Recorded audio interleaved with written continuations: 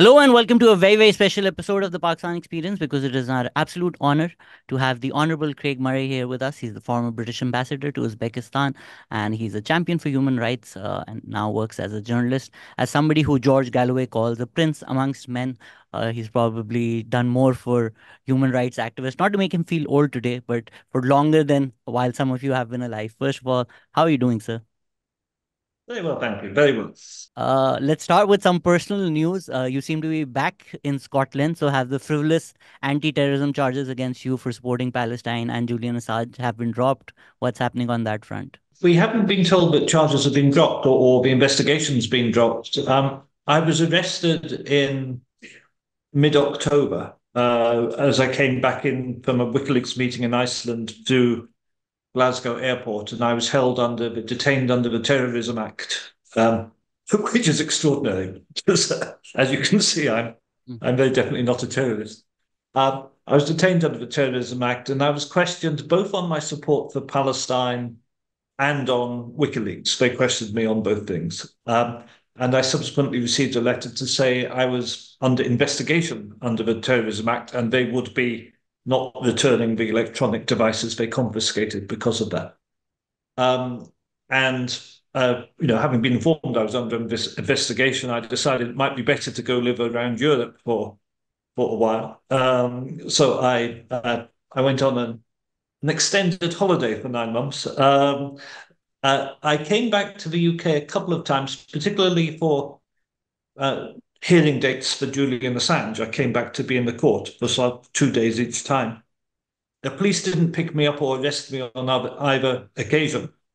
So we decided gradually, it seems to be at the moment, they're not actively seeking my arrest. So I'm back in the UK and working away and hoping I don't get arrested. We just have to wait and see what happens. Now that you visited Pakistan, in case they get come for you, you'll always have a home in Lahore or Gilgit. If we do jump straight into it, every single time we think it's not possible for Israel to uh, sink any lower to the moral depravity that they have. Somehow something happens which still has the propensity to surprise us after everything that we've seen, what happened in Rafah a couple of nights ago.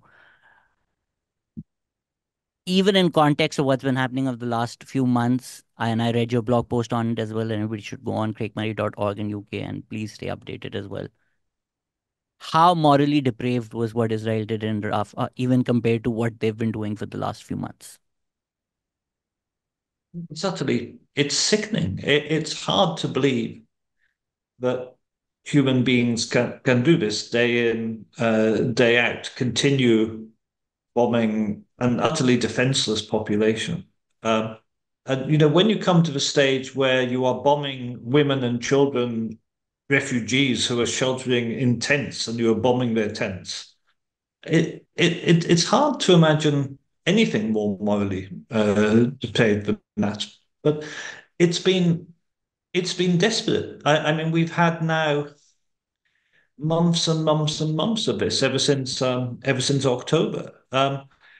And all the time we keep thinking this can't possibly continue. Someone must stop this. The world must put an end to this. Somehow this must stop, or at least maybe the conscience of those doing it must begin to make them realize this is not a route you can possibly go down.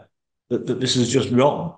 But it keeps happening. It just keeps happening all the time. I mean, we've now spent, what is it, 9 months or so with dead children appearing on our mobile phones every time we open our timeline. And um, I can't, I can't fathom it. And I think a lot of people in the world have great difficulty in understanding why it is that political power is so removed from the people that no matter how much the people oppose this, there's nothing we can do to stop it because our governments don't represent the people at all. They represent the same interests who are the people doing the bombing. This is extremely difficult, emotionally very difficult. Of course, it's desperate for the people of Gaza, absolutely desperate for the people of Palestine. And as you say, it just gets worse. Every single day it gets worse. And of course, the people being bombed and the children being blown up, shredded, and beheaded, that is the most dramatic and horrific. But you also have the much slower effect of famine coming up. And once people start to die of the famine, we're about to hit the tipping point where people start to die hundreds per day of malnutrition, and that tipping point's not far off at all now. And that's, in a sense, an even bigger and faster danger because the population will start to succumb quite quickly, quite soon. As you say, most of us also can't fathom how the world is okay with looking at dead babies everywhere, but every day. But if we are to apply Arkham's razor, somehow the simple explanation seems to be because these children who are dying are Muslim and brown. And as much as all the Piers Morgan fanboys would like me to ask you the question Piers Morgan begins every show with, if I may harken back to something that you said 17 years ago, that when it comes to Iraq, when it comes to Afghanistan, when it comes to what you exposed in Uzbekistan, what you saw firsthand, Muslims being tortured, is if the simple explanation does the simple explanation still persist, or do you feel in the mind of the populace that anti-Islamic rhetoric to paint Muslims as the enemies, to not see dead Muslims as human beings, has that broken through, and now it's the schism between the political power and the masses? Or do you feel still that Islamophobic tropes continue right from Iraq to Afghanistan to what you saw in Uzbekistan to what is happening in Palestine today? I think those Islamic tropes and the dehumanization of Muslims still works with a certain section of the population, and it works with the section of the population which is dependent upon the mainstream media and doesn't use social media very much. So, to that extent, it still works primarily with the older generation, with older people. There's a section of people who still are very susceptible to this Islamophobia. And also, there's been this deliberate political inculcation of racism, which is often disguised simply as anti-immigration campaigning, but it's basically racism, where people, of course, in countries like the UK, people, ordinary people, working people, have seen their standards of living collapse. They've seen the chances for their children ever to buy a home disappear. They've seen the chances of young people to get secure and stable jobs disappear. Um, but the rhetoric has always been to blame that on immigrants. Somehow it's not the fault of the billionaires who have all the money and resources. It's not their fault they have all the money and resources. It's the fault of poor immigrants. And this demonization of immigrants feeds into the Islamophobia and the dehumanization, and that feeds into the rhetoric regarding foreign wars. And you've come up with the litany, of Iraq, Afghanistan, Libya, Syria, but the places that have been one after another destroyed by Western power. And I think it wouldn't be, in a sense, it wouldn't be possible if the population hadn't been trained to see Muslims as less than human. And that's true, and that's been done to a great deal of the, particularly the elderly Western population, have that propaganda has worked. Um, but we have, again, as I think again you indicated, Gaza has brought a difference so that there has been a breakthrough in that the immediacy, when the people of Fallujah were being massacred en masse in Iraq, they didn't have mobile phones, and people couldn't see the murdered and devastated babies of the city of Fallujah on their mobile phone. Um, this is now different. The world has moved on 20 years. Mass communication is much more available. You have things like TikTok, which is not amenable to control, and people have seen. And you can't make people not human when people see their human suffering immediately on the telephone. So the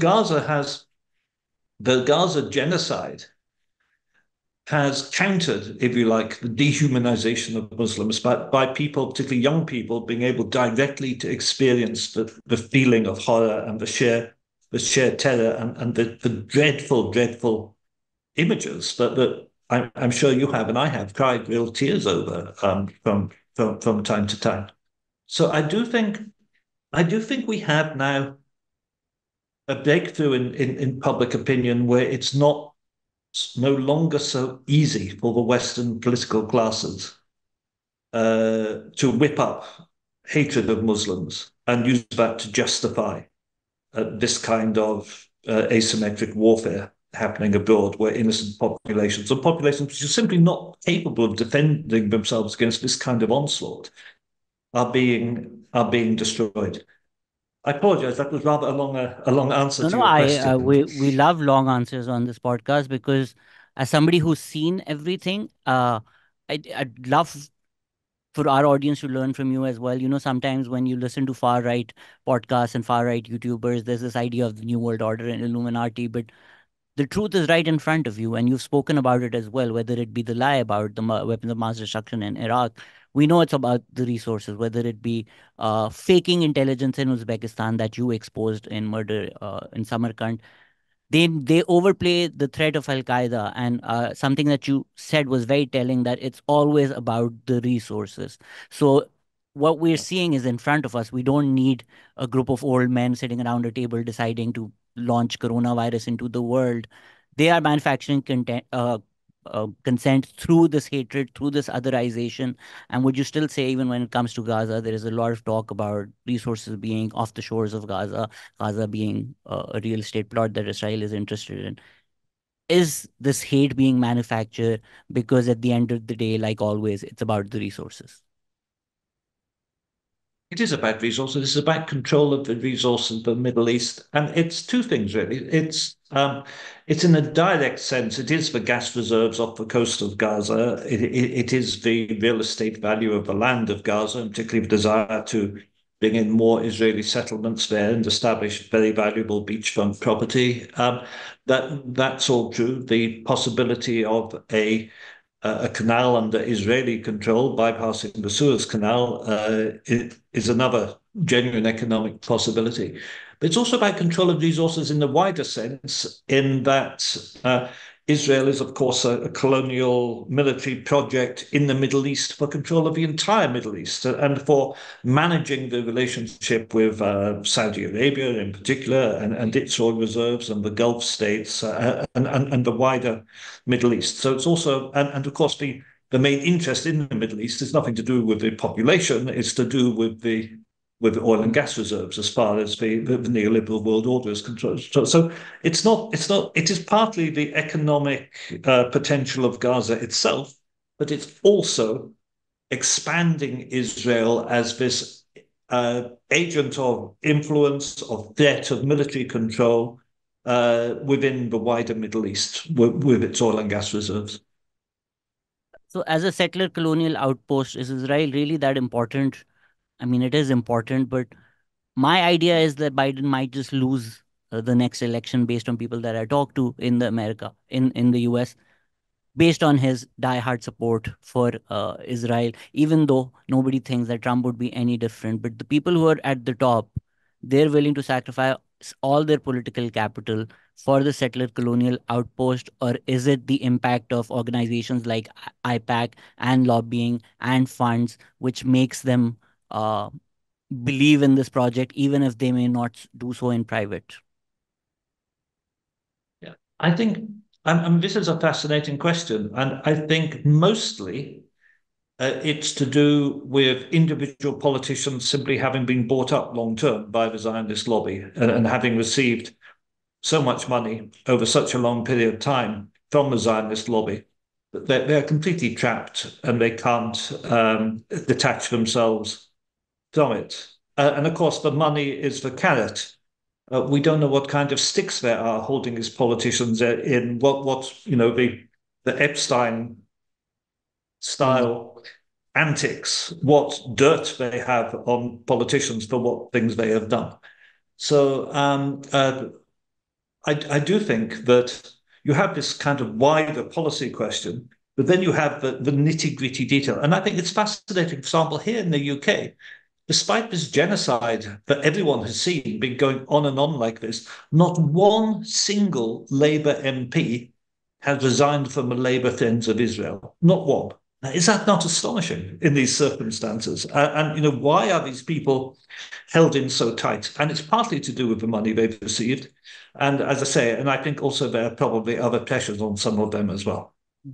Specifically to do with Scotland, one would assume that somebody like Hamza Yousouf, who I do believe has resigned recently, when a person like that gets to pretty much the top of politics, one would assume the politics would change. He's also spoken about having his in-laws who are in Gaza. So even when somebody like him is in there, it doesn't change anything, or does it change anything? I'm not aware of what happened with Hamza Yousouf. Would you enlighten us? Can't really enlighten you because, frankly, it's something of a mystery. I mean, why he came under pressure to resign, and he was going to be subject to a no confidence motion, which was partly to do with internal Scottish politics and the positions of the Greens. But he would have won the no confidence motion, I think. And I was very, very surprised when he resigned the morning he did, and that was partly to do with him, I think, bluntly being stabbed in the back by people who should have been supporting him. Um, but the I mean, Hamza got to position. I thought over Gaza he behaved extremely well, but then he became subject to so much, essentially Islamophobic hatred in the media. He became subject to so much Islamophobic hatred in the media, and these stories about how he used undue influence to try to get his relatives out of Gaza, about how his brother-in-law was allegedly a drug addict, and all numerous Islamophobic tinged stories, unfair stories, were run against him and his family in the newspapers. And I think partly he just gave up. Yeah, I think it was also nasty and vicious that's what led him to give up. And I fear that's always liable to happen to senior Muslim politicians in the UK. In terms of things, I know a lot of questions when I said you're coming on the podcast. A lot of questions were, will things change? So when we see these little pieces and we'll talk about them individually, whether that be the ICJ ruling, whether that be the ICC arrest warrants, do you feel that when we look at what is happening within the time frame of years, this will genuinely change something, and this is a breaking point for how the world has operated, and they will not be able to continue operating in that same world order that they've created? Or do you feel that it will pass and the people of the world will lose again?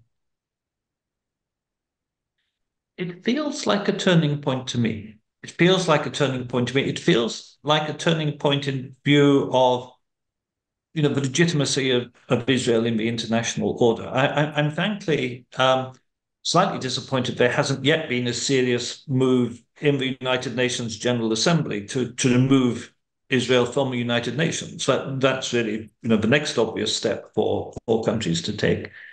Um, and I'm fairly certain that ultimately the International Court of Justice will come out and say this is a genocide in 2, 3 years' time. And that, again, will have an impact on Israel's standing in the world. And it feels that the United States has lost a great deal of moral credibility. And the next time the United States criticizes anybody in terms of human rights or international law, nobody is going to listen, because why would anybody listen to their moral positions when they've been actively aiding and assisting genocide? And of course, this comes at a time anyway when we are on the cusp of China taking over from the United States as the world's dominant economic power. Some would say that's already tipped. But what we haven't seen is China make any efforts to have the kind of diplomatic and political hegemony that the United States has influenced.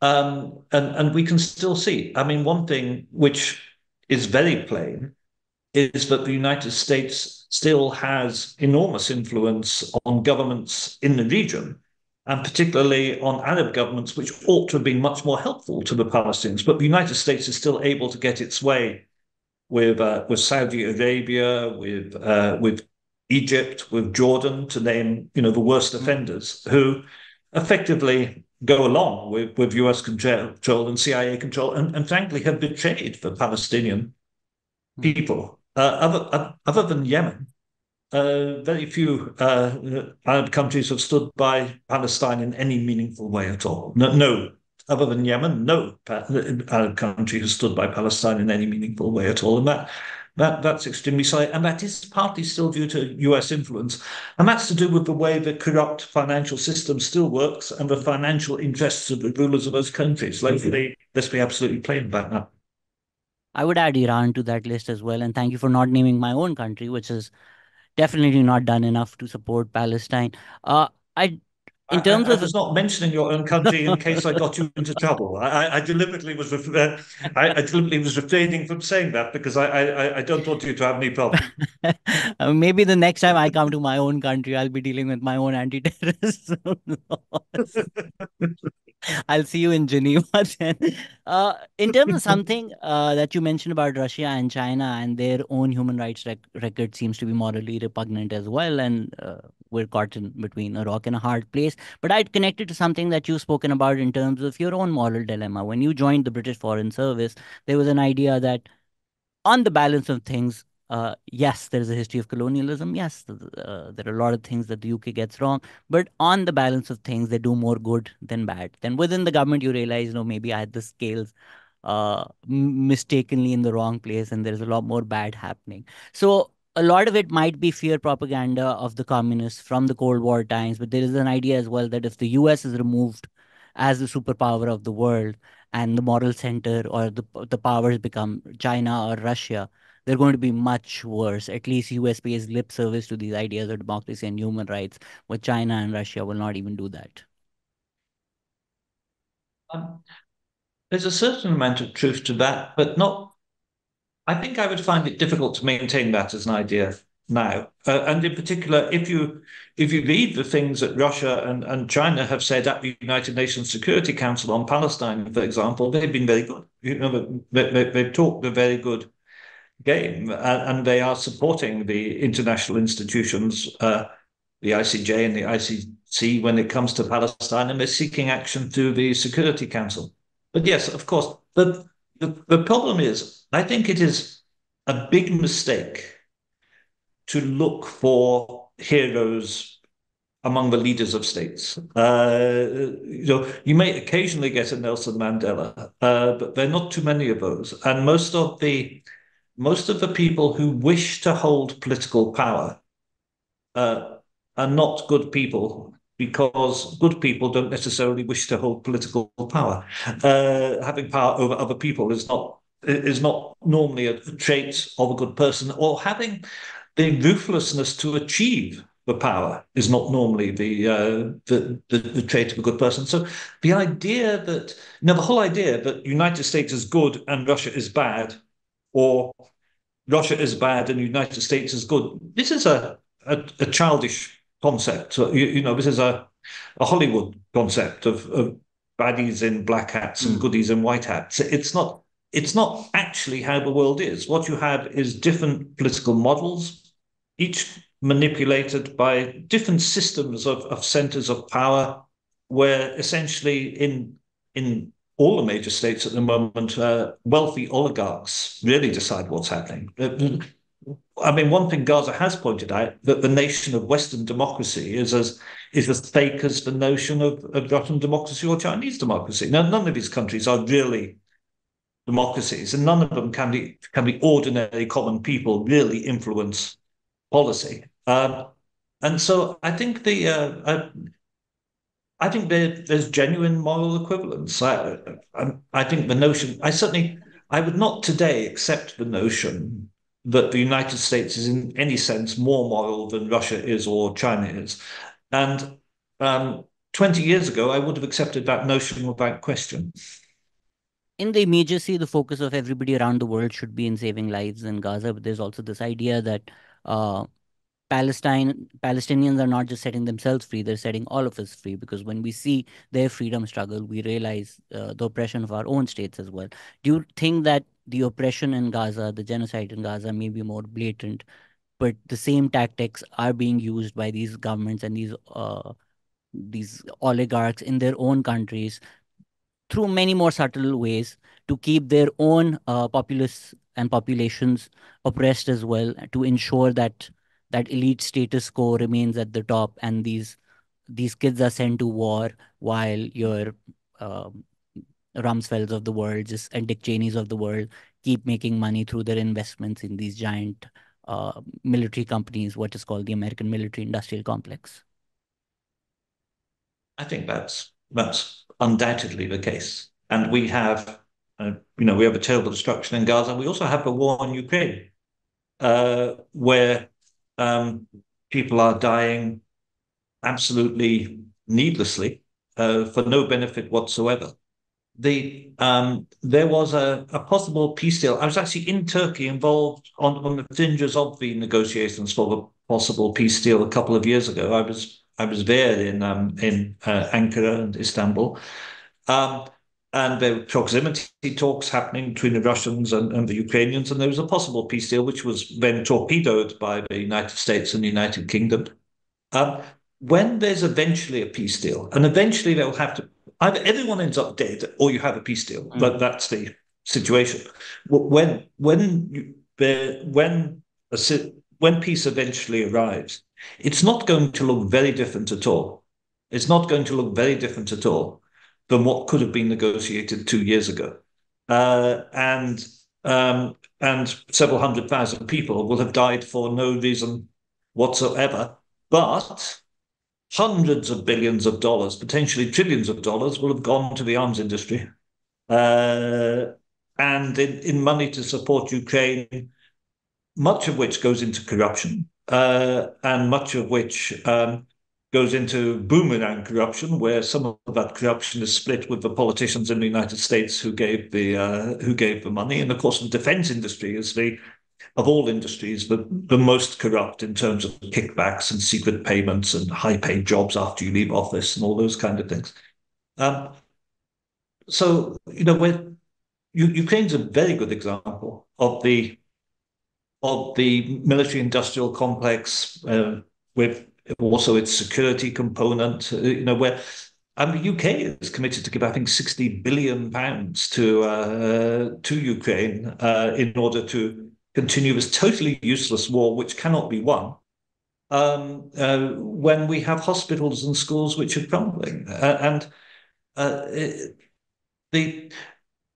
Gaza is, in a sense, another example of that, but it's more than that as well, because Gaza also, of course, has this additional factor of the religio-mystic element of Zionism, where Zionists, and particularly Christian Zionists in the United States, believe that this is a moral war in which the Palestinians need to be exterminated for religious reasons extraordinarily. So that there are additional layers of complexity to the Gaza crisis. But as we've said before, controlling resources is always at base behind any war.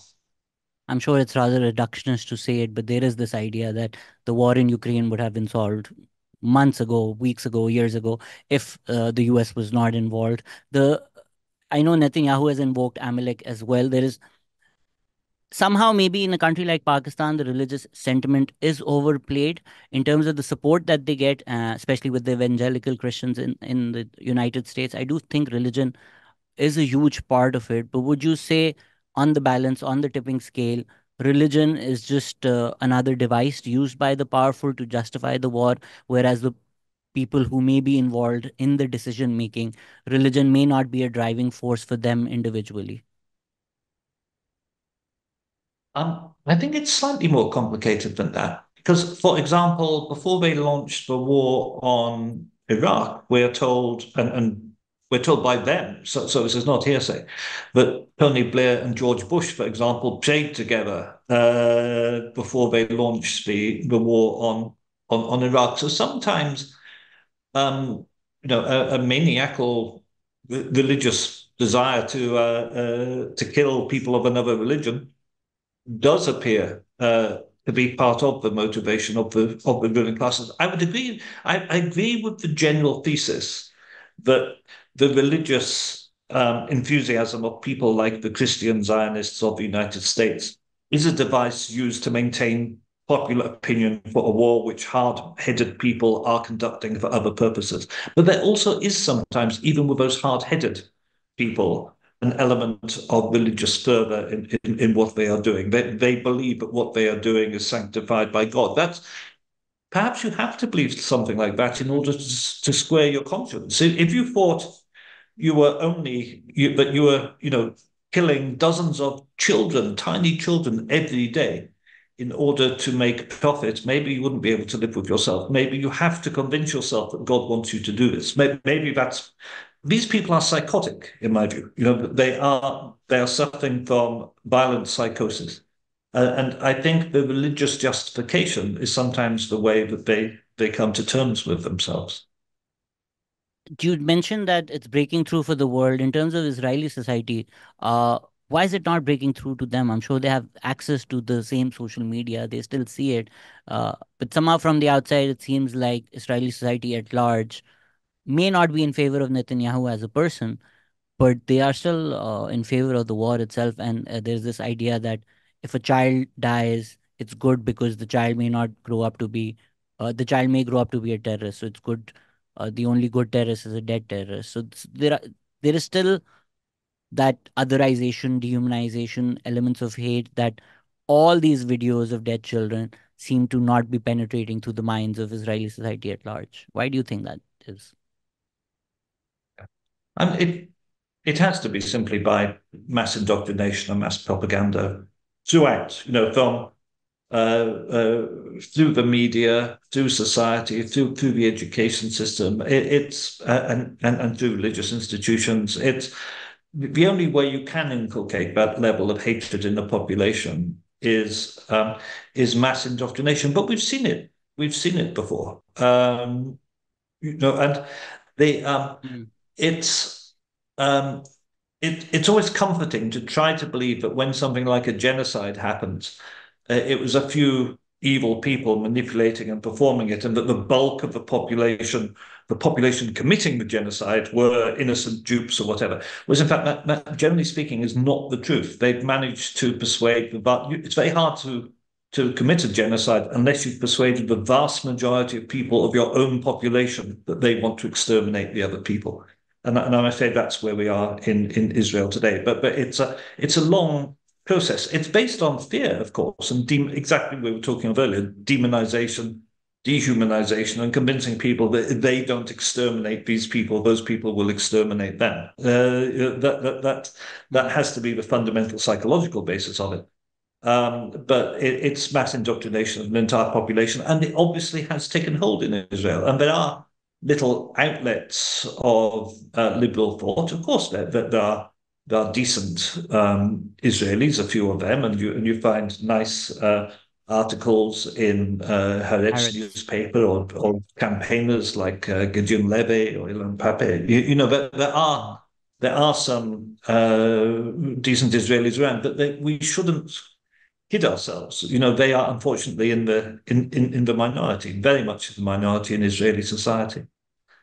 You mentioned Ilan Pape. I believe he was also held by police officers recently. As somebody who lives in Pakistan, who's used to the security state, who used to maybe enviously look at the independence that all of you enjoyed in the so-called Western world, do you feel that Israel-Palestine has exposed how that veneer of freedoms that existed in the West may not be as deep as we may from the outside thought? Or do you feel that it has changed society in such a way where the inherent failings of democracy or freedoms are being exposed and the police state is right in front for all of us to see?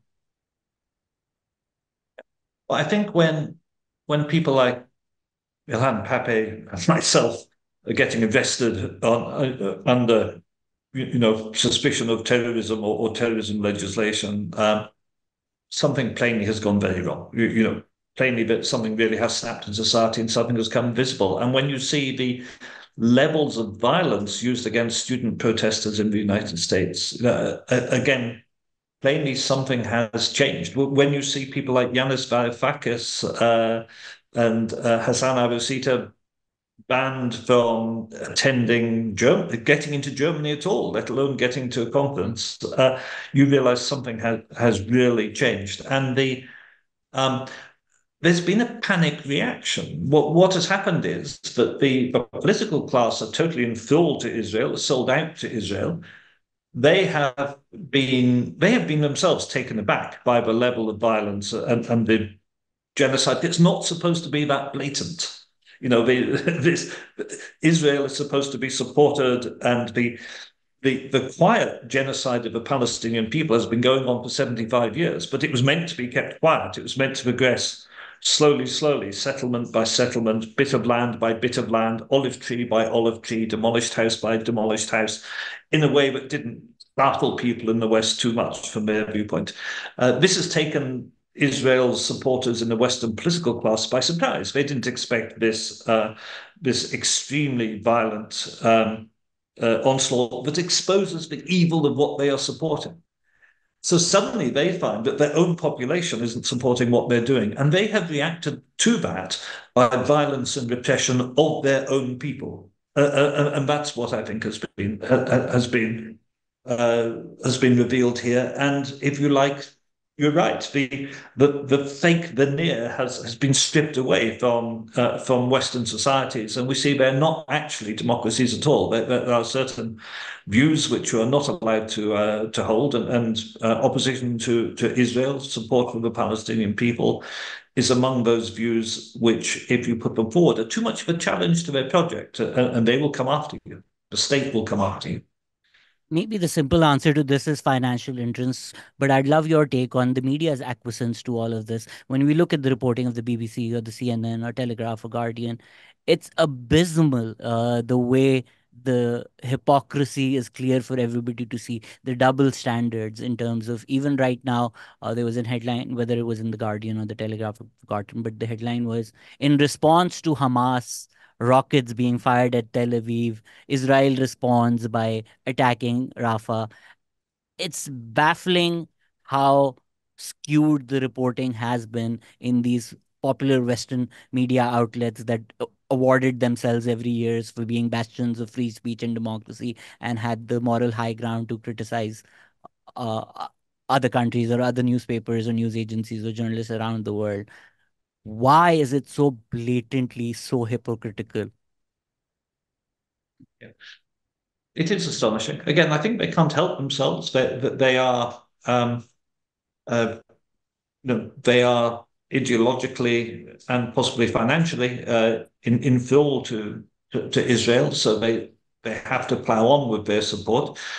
They've been getting away with it for years and years because it wasn't people didn't know, people hadn't got such immediate arms access to the truth, or if they did, it was down the list of priorities. Maybe when when a Palestinian is shot and killed in Israel, it's never front page news normally. And it happens all the time. On the very, very rare occasions when the Palestinians have managed to kill any Israelis in Israel, normally that would be front page news immediately. And that kind of framing, when it's all happening to fairly at a comparatively, compared to now, low level, they could get away with it because people weren't paying attention. The fact that now the entire world's attention is on it and people can see the fake framing. They can see that everything is always reported from the Israeli point of view, but the headline is always Israeli defense spokesman says, or Israel denies, or Israel claims. It's always framed in the Israeli version. People are now seeing that. They got away with it for years. So I think the fact they can't get away with it anymore is quite difficult for them to respond to. It's also quite interesting. This fascinates me because I sat in the International Court of Justice for the hearing Israel against South Africa against Israel in the genocide case. And Israel's defense was to say that they are in an armed conflict. They said this is not a genocide, this is an armed conflict. The laws of war apply. And of course, civilians get killed in war, unfortunately, but this is an armed conflict. But if it is an armed conflict, you cannot keep complaining when the other side fires back. An armed conflict has two sides. Israel's idea of an armed conflict seems to be that they can shoot unarmed civilians, many of them children, in the head, and nobody is allowed to fire back. And the idea that Israel has been bombing and striking missiles and shelling and machine gunning and drone attacking Rafah for 9 months, but it is wrong if Hamas fires a rocket into Tel Aviv. That's just crazy. The whole framing as a guy after Hamas attacks Tel Aviv. Well, why shouldn't they? If the Palestinians had, in international law, as an occupied people, the Palestinians had a right of armed resistance. And if Israel claims it is in an armed conflict, if you are in an armed conflict, the other side have the right to fire back. You cannot claim you're in an armed conflict, then complain people are firing weapons at you. This is nuts. And the way that the Western media reflect that it's somehow self-defense for the Israelis to inflict any amount of violence upon essentially defenseless women and children in Palestine, that any armed resistance by the Palestinians is illegitimate. It's extraordinary the way that framing still continues, still now, at this stage. It's because the seeds of this framing were done at the start, that history arbitrarily began on October 7th. Everything that Israel did was as a response. The fake beheaded stories, if there was ever to be a Nuremberg for Palestine, maybe these media organizations that spread lies like 40 beheaded babies, or somebody like Biden who said, I saw the picture, and the White House itself said Biden had not seen the picture. These lies are what has got the acquiescence of a population to think of one side as the good guys. In terms of the ICJ, first of all, thank you so much for lobbying the South African government to take the case to the ICJ. Then thank you for, in -4, being our man in The Hague. I had a bus from Brussels to be at the Hague that morning, but I missed my bus, so I couldn't be there. So I was so happy that you were there and we could read what was happening. In terms of the importance of that ICJ ruling, just the fact that even though Israel tried spinning it as they did not say we're committing genocide, but for the ICJ to almost unanimously, apart from a couple of judges for each point, to say that prima facie, it seems like what Israel is doing may amount to genocide, and asking, because I don't know if they can order the Israeli military to cease operations, which may cause things which may be classified as genocide. How important is that ruling? Because I also know you were very skeptical of even getting a ruling like that before the case started. How important or significant is the ruling that we got? It was extremely significant. Yes, I was. I was worried. I was skeptical whether we would get it. As you say, it was very much. I had pressed very strongly for somebody to take Israel to the ICJ under the Genocide Convention, because I knew from my experience as a diplomat that that was the best available path in international law, and also because it would make it impossible for the International Criminal Court then not to take action, because otherwise the International Criminal Court would not take action. And what I think the media spin, is failing to note is the ICJ cannot say this is genocide until they hear the substantive Mhm. case, which will be months of argument and will take place in perhaps 2 years' time. Before that, they are not. They have, they haven't heard the case yet. They've just heard as to whether that was a hearing as to whether there is a risk of genocide which requires them to issue an order to stop it, to take provisional measures. And it found there is a risk of genocide, but that is the most they could do. They did not have the power to say this is genocide. So all this propaganda saying, well, they didn't say it's genocide. Well, that's because they can't. They can't do that until they hear the case in 2 years' time. They did the maximum they are allowed to do. And they did it very plainly. And they did it in language that makes plain that they do think this is genocide. Uh, and including listing as fact, not as evidence presented by the South African side, but listing as fact the genocidal statements Mm. by by Israeli ministers, including by the president of Israel, saying these statements are genocidal, and this is one of the things that shows there is a risk of genocide. So the ICJ ruling was actually very strong. It was indeed better than I expected. I was a little worried how it would go, but I was extremely pleased and remain extremely pleased. And again, the latest extra measure, insisting, ordering Israel to halt its attack on Rafah, that's also extremely good. I think this has gone very well, and is what has led the ICC to take action, because the ICC uh, can't really not take action when the ICJ, which is the senior court, is taking such firm action. So, and ultimately, I do believe this will all have a good effect. I do think this is worth doing. I never did believe it would stop the genocide happening in real time. I never did believe that, unfortunately. But it is going to have a major effect on Israel's standing in the long term. It's going to have a major effect on Western powers' legal ability to have military contracts with, to supply arms to Israel in the long term. Because once this ICJ substantive ruling is in, people will be able to use the legislation of their own countries. Because nearly all the countries have got legislation which says you can't supply arms to countries which commit genocide and etc. So that will lead to further action based on the eventual ICJ ruling.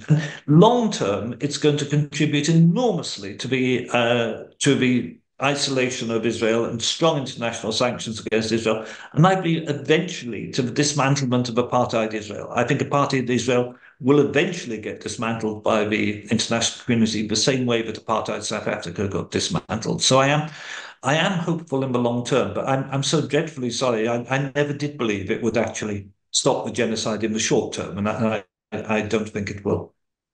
Did Israel ever submit the report they were supposed to a month after the ruling? I don't believe they have. No, it appears not. In fact, I think it says in the latest ICJ order, I think it says they haven't, or it certainly indicates that they have.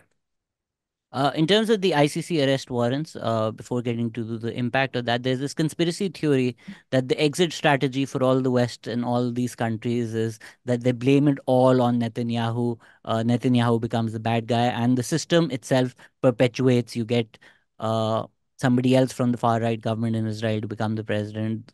The immediate onslaught on Gaza stops, but the system itself continues. Do you feel there is any weight to this idea? I don't think it's right. I don't think the conspiracy theory is right, but I don't think that was the plan from the outset. But I think as a kind of off ramp for Western government, it's quite likely that is what will happen. And and yeah, what for them, what they want to happen is that they want the embarrassment of the hot genocide in Gaza to end, maybe to end with Israel having deported quite a lot of the population out of Gaza and taken quite a lot of the land of Gaza, but leaving some residual Gaza, Palestinian Gaza. And of course, all the while this is happening, there's more and more Israeli encroachment in the West Bank. So Palestine shrinks and shrinks and shrinks. And then we go back to, as you say, to the slow genocide. We then go back to a phase of slow genocide. And yes, and they blame Netanyahu, but don't actually do anything about it. They're not going to kidnap him and take him to the International Criminal Court. He would be allowed to live his life happily in Jerusalem or Miami or wherever he sought to retire to. So I think that is definitely a potential. That is probably the landing spot which Biden, etc., are trying to land now. I think, but I wouldn't subscribe to the idea that was always a plan in the first place. In terms of what Karim Khan, the ICC prosecutor, has said, are you surprised at the mafia level threats that they've received in terms of what the America will do in terms of pulling their support for the ICC, or what certain Republicans have told Karim Khan in terms of people in the ICC not being allowed into the US, as somebody who has experience of not being allowed into the US as well? Does it come as any surprise that they've resorted to literally threatening the people in organizations like the ICC? Oh, not at all. I mean, they've done it before. The Americans directly threatened the ICC should they charge any American soldiers with war crimes in Iraq, for example. They made exactly the same kind of threats against the officers of the ICC. So it's been done before. And the former prosecutor of the ICC was Bensouda, I think. I may have got the name wrong. I think it's Bensouda. I I was on the not the Andrew Marr podcast show. I was on Sunday, and I said there that she had one of the reasons she had resigned from her post and left, and while she was prosecutor, she had received direct threats against her family. And I thought that was well known. I understood that to be well known, but I find very strangely it's a front page exclusive in the Guardian today saying that this happened. But I've certainly known that for years, and I thought it was well known in general. So no, I'm not in the least surprised. This is how the Americans and the Israelis have been acting towards the ICC for years. I mean, my own view was you don't have to do that with Karim Khan. He was put in there precisely because he was viewed as very, very pro-American, pro-Israeli, and most unlikely to take action. And and I think he's been forced into it. I think if the ICC were to retain any credibility whatsoever of any kind, and if he were to retain any personal credibility of any kind, he had to do this now. So I remain bluntly, I remain skeptical of the ICC. I think it was set up as a tool of Western influence, and it's remained a tool of Western influence. And any attempts by its own staff to expand it beyond that have always been met by threats and intimidation. Um, but I'm hoping that having been forced into starting to act against Netanyahu, they will proceed with it. And indeed, we will see much more because, of course, there are thousands, literally thousands of Israelis who should be tried for war crimes before the ICC, not just one or two. I think Karim Khan's even said that in private, a high ranking official has told them that these laws exist for Africa and Putin. These aren't to be applied to us. So the sham that is uh, the international rules based world order has pretty much been exposed. Would it be an exaggeration to say that what's happening in Gaza will be for the United Nations what Hitler attacking Poland was for the League of Nations? Well, I've said that before. I've said exactly that before, actually, about Iraq. I think the Iraq War, when Bush and Blair invaded Iraq on the basis of complete lies about weapons of mass Mm. destruction, which frankly most of the world knew were complete lies, and did so not only without the sanction of the UN Security Council, but in the knowledge that the UN Security Council was against them. I think then they caused massive destruction to the United Nations system, and I think part of that destruction that Bush and Blair caused to the United Nations when they attacked Iraq is why Israel has been able to get away with this now, and the United States and UK, of course, as well, supporting. I think these are the same countries wrecking the United Nations again. But I think it has done massive damage, but the damage was started with the Iraq War, and it's now got worse and worse and become more and more blatant. People have sent in a few questions. If you have 10 more minutes, can I run through these? Yeah, I can do 10 more minutes, but not more than All that. right. All right, let's run through them then. Ask him about how James Arthur Balfour was anti Semitic as he even signed the Aliens Act 1905. Ask him whether the idea of Israel was because they wanted the Jews out of Europe and their own land and gave Palestinian land to them. I'm sorry, I can't answer the first part because I'm Balfour was a Tory prime minister and Tory gentleman of his time, um, so was very probably anti-Semitic because most of the English upper classes at that time were anti-Semitic. Would have been normal for him to be anti-Semitic. I'm afraid to say that just was a factor of high society in those years. Whether he personally was, I just don't know. I've never researched it, and I can't tell you. But I wouldn't be at all surprised if he was. Yes, there were. I mean, there have been historically people who in Europe, anti-Semites in Europe, who supported the creation of a state of Israel in the Middle East because they wish to get rid of Jewish people out of Europe. That has historically been the case, but I'm not really sure how important it is. It's not an argument I'm ever comfortable with, it leads to all these strange rabbit holes, like people saying Hitler was a Zionist, which is only true in an extremely limited sense, and doesn't make Hitler any better or Zionist any worse. If you see what I mean, I don't. I it there's a level of intellectual sleight of hand about those arguments, which I dislike. So this isn't really a rabbit hole I want to go down. What happens if America sanctions the ICC? Um, America would set itself, even further against the rest of the world if it were to sanction the ICC. That would look extremely strange. It'd be the same as America sanctioning the head of the United Nations, but the America's willingness to attack the very institutions of international law, the entire liberal world order that was attempted to be established under 1945, to attack the United Nations. We now know, for example, that all the allegations against UNRWA were totally unfounded, and there's not one piece of evidence, not a single piece of evidence for any of it. And yet America maintains its attack on UNRWA. They've attacked the UN Secretary General. They've attacked the International Court of Justice, which was chaired by an American. It was an American from the State Department, a State Department lawyer, who was the chairman of the court when it made the ruling of plausible genocide. And yet that's come under attack. Now they're attacking the ICC. I think they will look ludicrous, but they are crazed enough to do it because the politicians are totally under the influence of AIPAC and are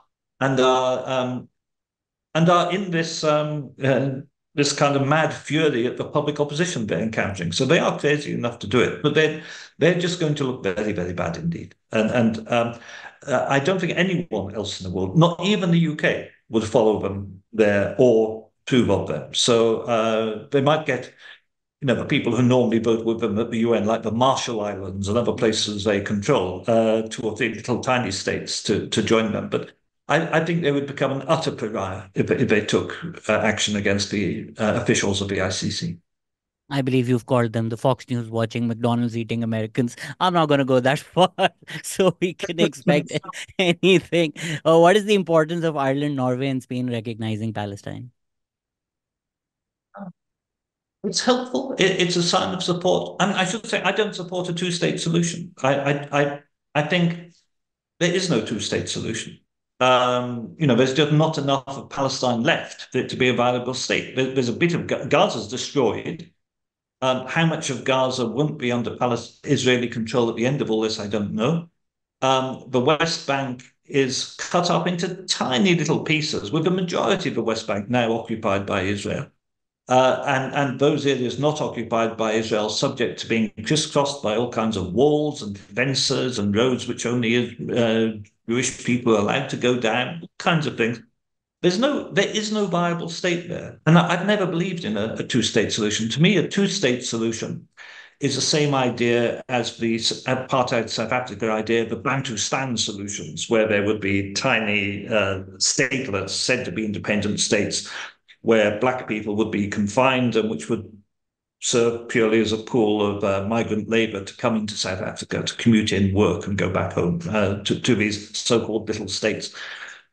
I don't see any real two-state solution at all. An American idea of a two-state solution, where you have this tiny fractured and partitioned Palestine, which is demilitarized and not allowed to have any weapons, sitting next to a massively armed genocidal Israel, which is much bigger.